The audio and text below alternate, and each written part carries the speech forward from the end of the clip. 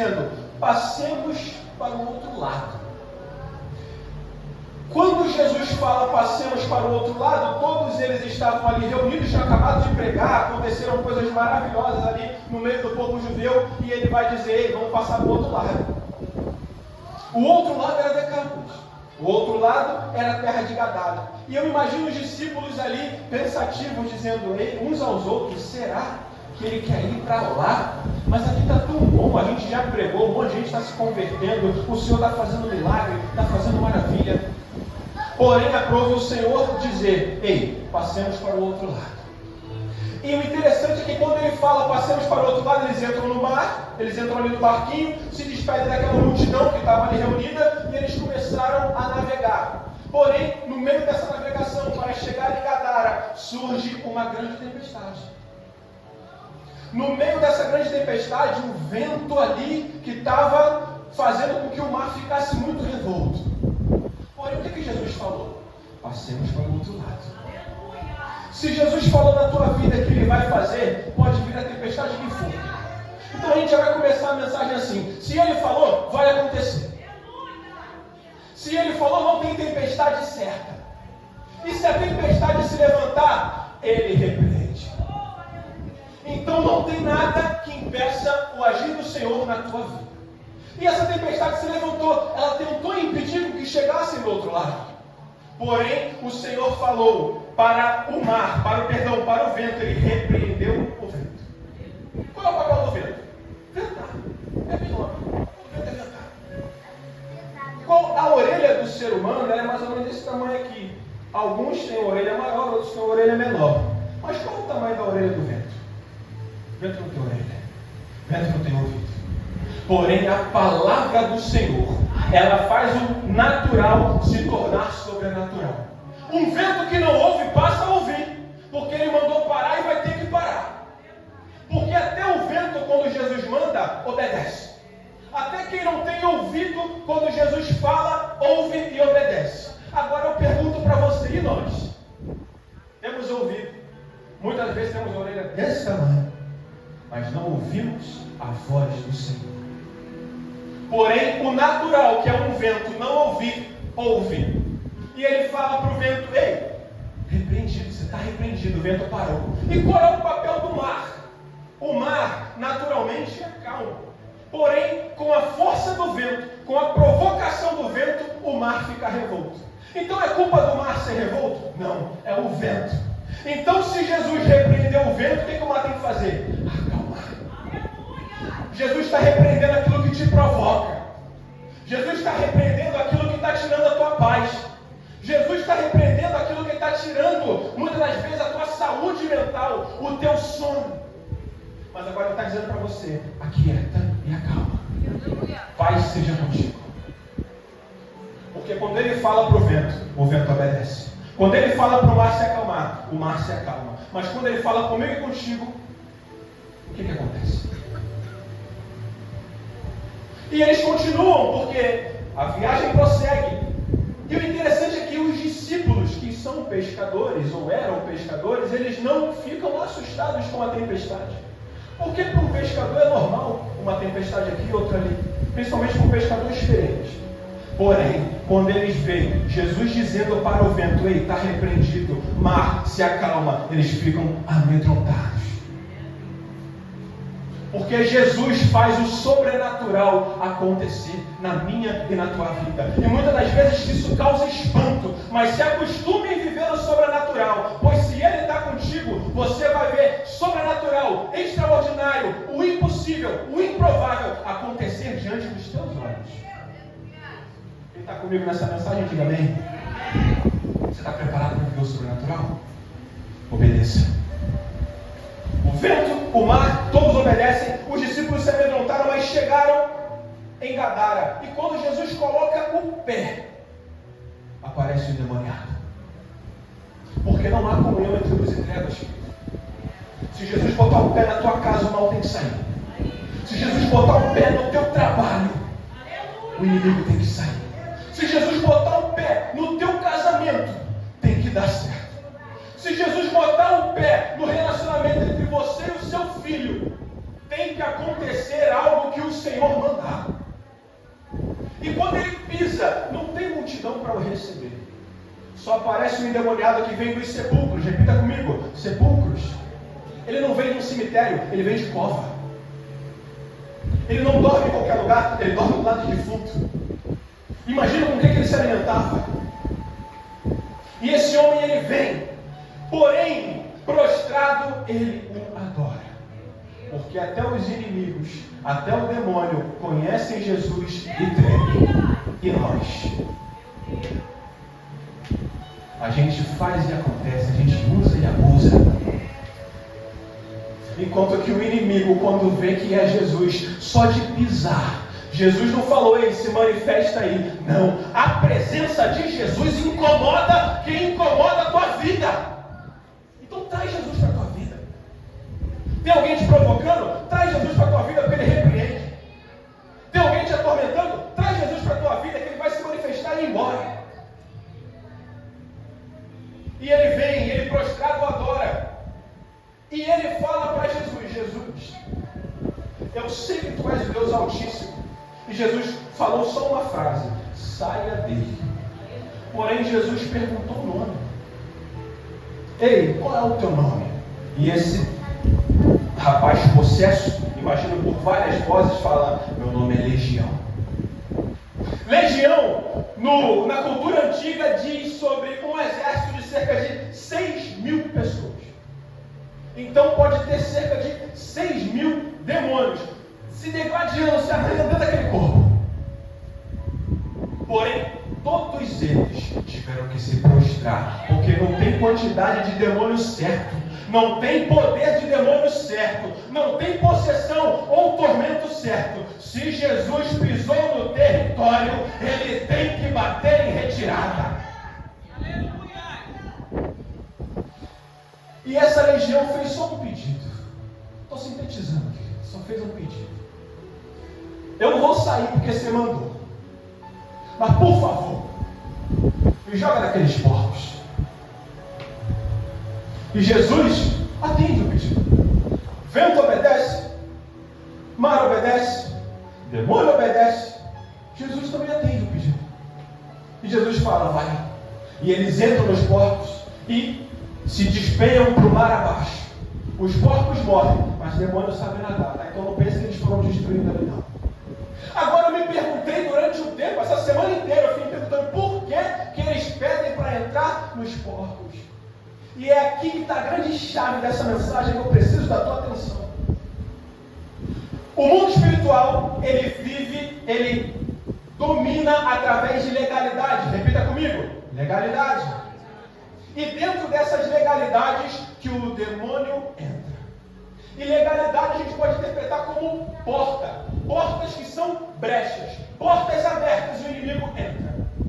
Aquele homem não foi possesso por 6.000 demônios do nada. Houve uma porta. Naquele contexto, não se podia criar porcos. Porque porco era animal imundo na cultura judaica, no povo judaico. Então tudo aquilo que é imundo, tudo aquilo que não tem parte com Deus é porta. E eu pergunto para você nessa noite: qual porta você está deixando aberta? As portas naquela história eram os porcos. Mas muitas das vezes a nossa porta é fofoca. A nossa porta é pornografia. A nossa porta é adultério. A nossa porta é roubo. Muitas das vezes a nossa porta é causar discórdia. Jesus, ele fala: eis que estou à porta e bato. Porque Jesus é educado. Jesus bateria na porta até se ela estivesse meio aberta. Mas o inimigo não. Tem porta aberta, ele invade. O inimigo não tem educação, querido. Fecha as portas da tua alma. Fecha as portas, as brechas da tua vida. Fecha as brechas da tua casa. Fecha as brechas no teu casamento. Fecha as brechas no teu trabalho. Não deixe portas abertas. Pois não foi do nada que entraram 6.000. Foi através de uma porta. Porém, o inimigo, através da legalidade, ele faz um pedido, sabendo como o reino espiritual funciona. Ele fala: eu entrei por essas portas. Por favor, me deixa sair por elas. Se Deus pisou no território que é a tua vida, o inimigo pode ter entrado por porta, por mas por essa mesma porta ele vai bater em retirada. Não tem negócio, não tem barganha, não tem disse-me-disse. Se ele entrou por essa porta, é por essa porta mesmo que ele vai sair. Porque Jesus chegou. Deu legalidade? Tudo bem, somos falhos, pecadores, erramos. Porém, Jesus está dizendo, agora eu estou à porta e bato. Você deixou a porta aberta para o mal educado entrar. Agora eu estou à porta e bato. Se você abrir a porta, eu vou arrumar toda essa casa. Você quer? O que quer é o obediente. E quando eu falo que obediência gera resultado, é justamente por isso. Jesus está te convidando, dizendo, eu estou à porta e bato. O obediente abre a porta. O obediente renova a aliança com o Senhor. O obediente abre as portas para o Senhor. O obediente faz aliança com Deus. O obediente confessa ao Senhor como único e suficiente Salvador. E se um dia ele errou, se um dia ele falhou, se um dia ele decepcionou, eis que ele está à porta e bate. Dizendo, o teu passado não me importa. A brecha que você abriu lá atrás não me importa. Eis que estou à porta e bato. E eu tenho todo o poder para refazer e dizer que está tudo novo na tua vida. E se Jesus entrou, o inimigo tem que sair. E aquele rapaz que estava possesso tornou a ficar são. E quando ele fica são, meu Deus, já são 9 horas. Quando ele fica são, todos começam a se assustar. Sabe por quê? A tua cura incomoda.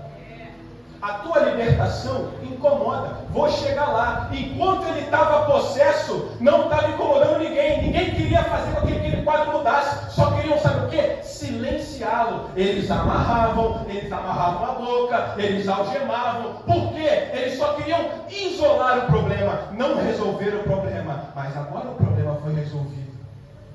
E o problema foi resolvido através de um prejuízo. Porque aquele povo perdeu 2.000 porcos. Ninguém está com vontade de gastar R$1 na tua libertação. Ninguém tem vontade de perder nada para que você seja curado. Traduzindo, ninguém está nem aí. Ninguém está nem aí para você. Porém, Jesus pisou nesse lugar. O mundo pode estar dizendo que você é um zero à esquerda, não importa. Mas Jesus pisou em Gadara só por causa de um homem possesso por demônios. E muitas das vezes é assim que ele faz comigo contigo, querido. Tem lugar que ele vai te buscar por causa do amor à tua vida. De onde ele te tirou foi por amor a você. E aquele homem agora, com o problema resolvido, ele se aparece são. E todo mundo fica com medo, porque o sobrenatural dá medo. O natural era ele possesso, todo mundo já sabia. Ah, lá vem um maluco que fica se rasgando, que fica se mordendo, que fica gritando. E está tudo bem, eu tenho aqui minha manada de porcos, isso aqui está me dando dinheiro, está alimentando o povo, e está tudo bem. O que importa é que esse maluco fique longe dos meus porcos. Muitas vezes é assim que pensa da tua vida. Você pode fazer o que for, você pode estar totalmente dominado por demônios. Ninguém está nem aí, a não ser que você comece a incomodá-los. Porém, Jesus resolveu aquele problema e ele fala para Jesus: Jesus, eu quero ir contigo, porque você resolveu o meu problema, eu agora estou curado, então eu quero te seguir. E Jesus fala: você não vai me seguir não. Mas a palavra vai me dizer que Jesus não vai rejeitar o coração, não vai rejeitar aquele que vinha através dele, que vir ao encontro dele. Ele não rejeitará. Porém, tudo na vida há um propósito. Repita comigo: propósito. E o propósito do Senhor naquele momento era salvar o gadareno, curar o gadareno para uma grande obra. Muitas das vezes o Senhor te levantou para fazer algo extraordinário. Ele fala para o gadareno: ei, você vai ficar, mas você não vai ficar aqui à toa não. Eu tenho uma missão para você. Talvez o primeiro missionário foi um endemoniado, curado. E ele fala: ei, você vai até a tua casa, até os teus amigos, e vai falar para eles as maravilhas que eu fiz na tua vida. Interessante que só para ele que Jesus fala isso. Porque na maioria das vezes que Jesus cura alguém, ele fala, vai e não conta para ninguém. Mas com aquele ex-endemoniado, ele tinha um propósito diferente. E lembra que Jesus, ele não foi recebido por multidão em Gadara. Eis que Jesus sai, porque aqueles pastores de porcos começaram a espalhar para a cidade toda, que aquele homem, Jesus, tinha dado um prejuízo na cidade, matando 2.000 porcos. E aquilo ali começou a incomodar aquele povo, e aquele povo falou, ei, Jesus, vai embora daqui. Vai embora, você já causou muito prejuízo. Esse rapaz podia ter ficado endemoniado, a gente não liga para ele, desde que ele fique amarrado. Agora, meus porcos não.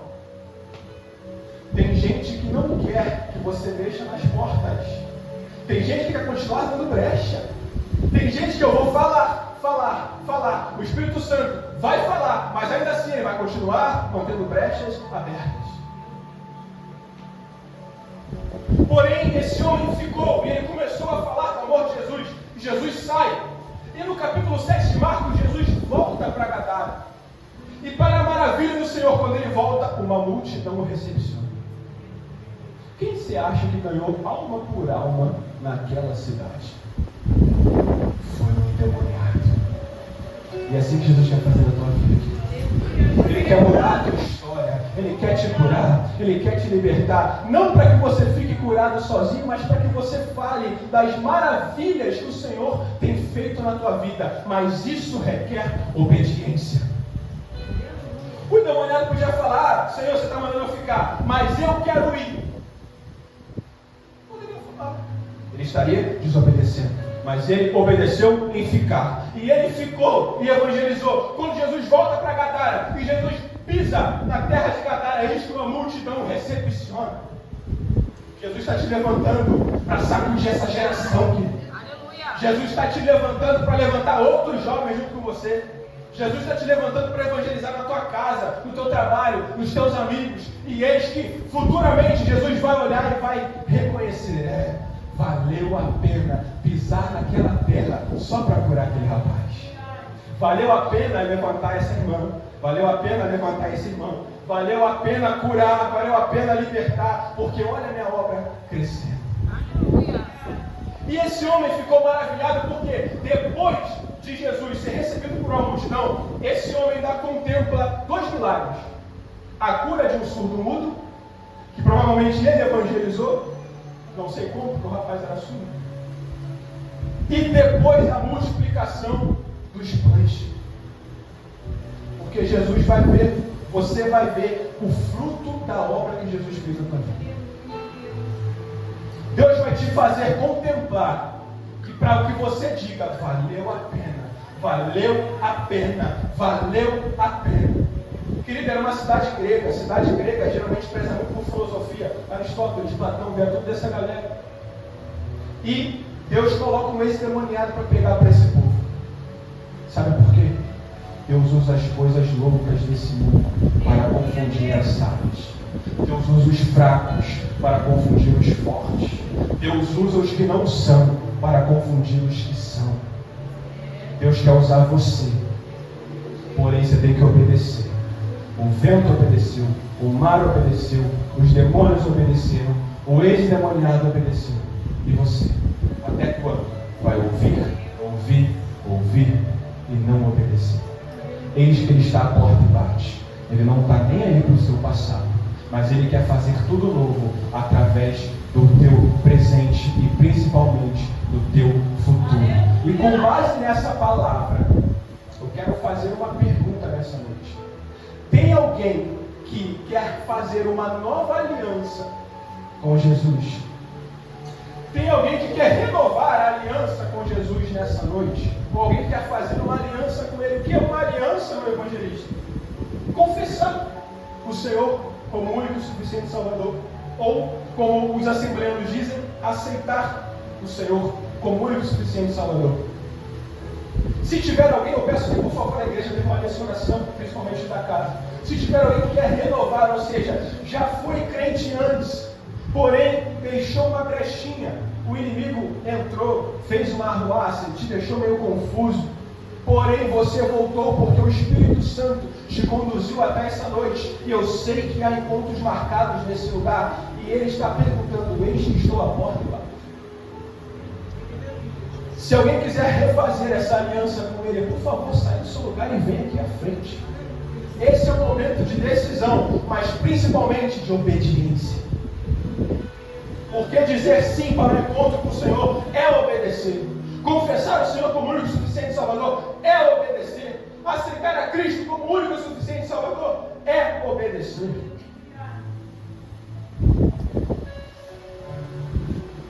Sabe o que nós somos, querido? Nós somos mendigos que estão à porta ou nas ruas. E eis que passa alguém muito rico e oferece um dinheiro, uma quantidade enorme. Mas ainda assim, ele te pergunta: você aceita ou não? O mendigo precisa de dinheiro para sair daquela situação.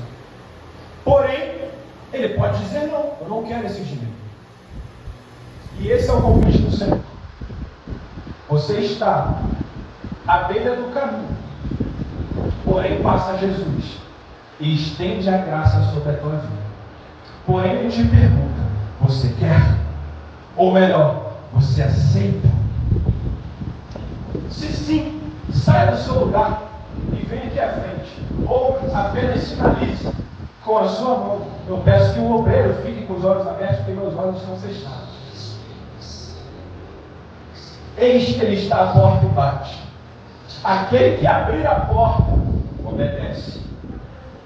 Aquele que não abre, desobedece. Não sabemos quais outras oportunidades teremos. Porém, o convite para o arrependimento é para hoje. Qual é o tempo certo de se arrepender? É o agora. Se arrepender do inferno, vai dar tempo? Não vai dar. É tarde. Então o arrependimento é hoje. A nova aliança é hoje. A reconciliação é agora. O convite do Senhor é para agora. Porque o futuro nós não sabemos. Porém, o encontro do Senhor, ele tem uma condicional. Eis que estou à porta e bato. Tu abrirás ou fecharás a porta? Tem alguém para o Senhor nessa noite?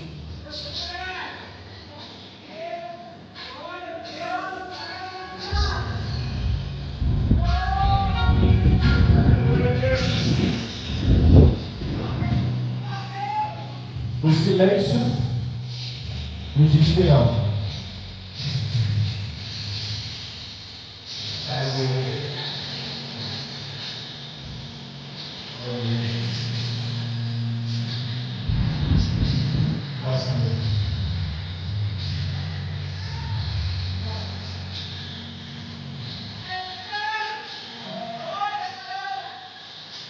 Aleluia. O silêncio diz que não.